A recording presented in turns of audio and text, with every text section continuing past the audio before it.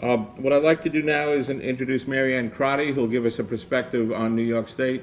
I'm really happy to be here today and to be with these other distinguished people talking about infrastructure.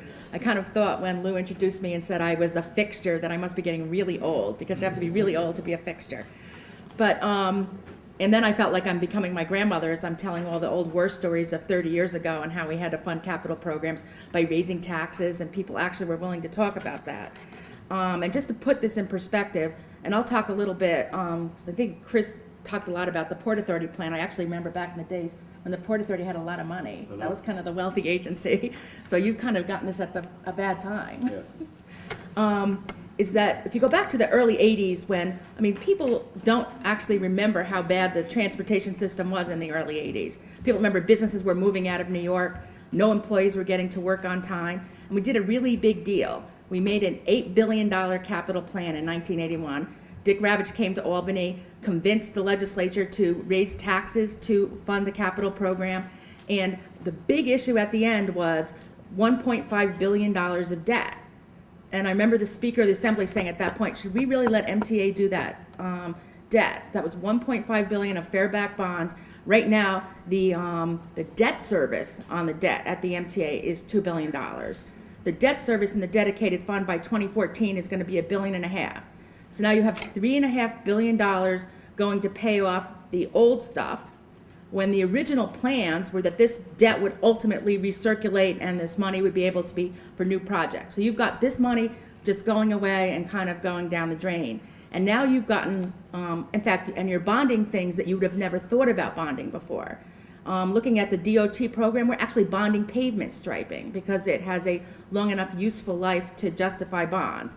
The only way we were able to keep the program going in 2000 was to start issuing debt. So now we're looking at a program that we talked about. There's 2 years of funding and 5 years of plan. And this is the first time in 30 years that that's how we've done it. But it was considered a success because at least we're keeping the capital program going. Look at the MTA program. The MTA program that was approved by the Capital Review Board and the additional $6 billion of debt that was authorized by the legislature earlier this week in the transportation bill is $10 billion short. So in 1981, we had an $8 billion plan. Now we have a plan that's $24 billion and $10 billion short. The DOT program over the 5-year period, depending on what you assume in terms of general fund transfer to the dedicated fund, is $10 to $14 billion short. So now going into the next 5-year plan, we're going to be able to go along for 2 years, but the 3 years of that are gone. And remember, we still have to pay the debt service. It's kind of like if you took your mortgage out and keep taking home equity loans. You're never ever going to pay it off. And that's what's really happening here. So at some point, we really have to go back in and rationalize the dedicated fund. We really have to look at the debt issue. What should we really be borrowing for? How do we get more of the dedicated fund on a pay-as-you-go basis? That was the idea of it in the beginning. The idea was not to do snow and ice removal for the dedicated fund, never mind motor vehicle fees and all the other things that were spoken about earlier.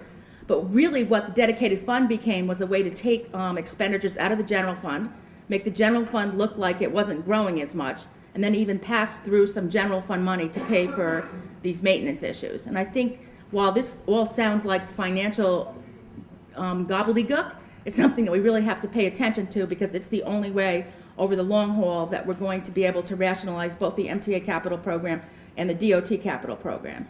And I think as a group, I think that Balcony has a unique opportunity to kind of bring together business and labor and to really start talking about some of these issues in a very, very loud voice. Because if we don't rationalize that, we're not going to be able to afford the capital program going forward.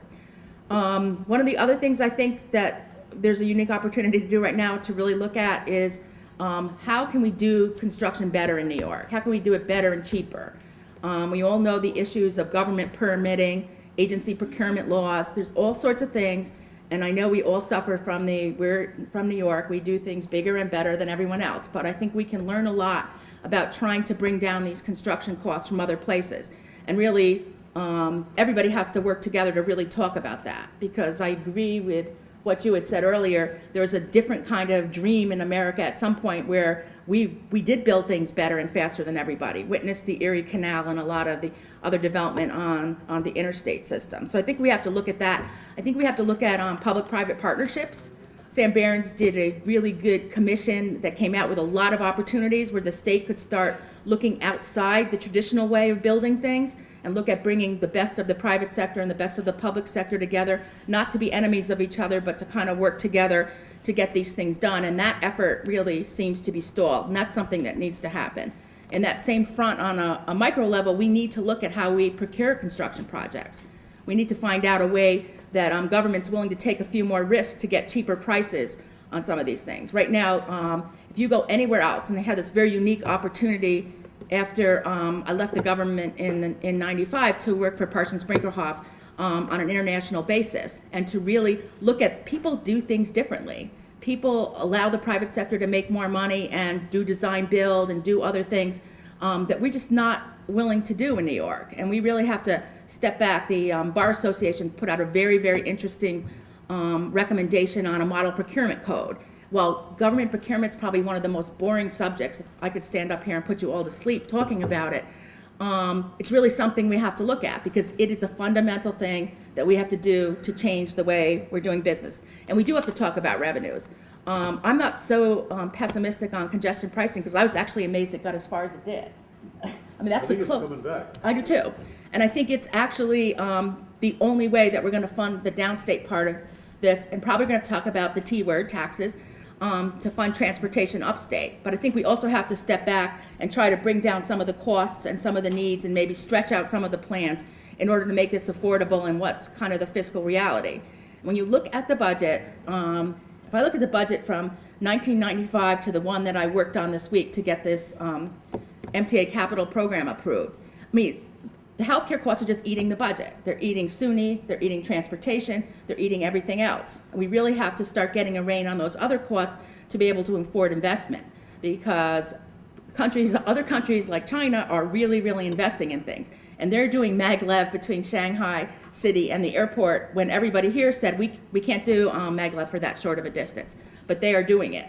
And they're going to eat our lunch if we don't start accomplishing some of these things here. So I think we have an opportunity. I think sometimes the crisis brings an opportunity, and everybody coming together and figuring out a way to fund this. It's not a $1 billion bond act anymore. It's really a long-term structural change in how we do transportation and how we carry things on. I think we had the stimulus package. The stimulus package couldn't fund any big projects because we didn't have any big projects on the shelf. Utah and Arizona had big projects on the shelf. We have to go through such a long process to get anything done. And we decided in our fiscal wisdom that we shouldn't have any projects on the shelf. I remember years ago Bill Hennessy telling me, the young budget examiner, who didn't want to spend any money on designing projects, you don't want to ever not have projects on the shelf, because if the president comes and gives you money, we're building culverts and doing small projects because we didn't have anything ready to go. So I think those are the kinds of things we have to address, and I'm fairly positive because I think working together we can address those. Thanks.